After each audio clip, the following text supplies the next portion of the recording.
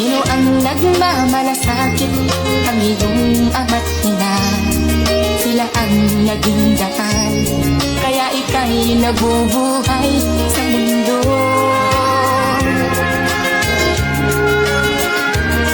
Ano man ang mangyari, hindi sila magpapago.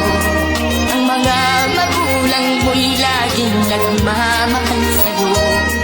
Kahit na nasasaktan, kahit na sila'y di mo pinapansin.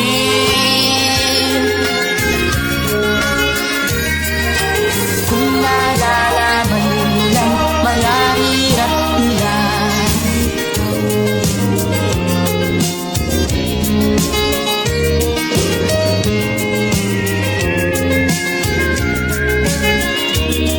darating din ang araw malalaman ang totoo.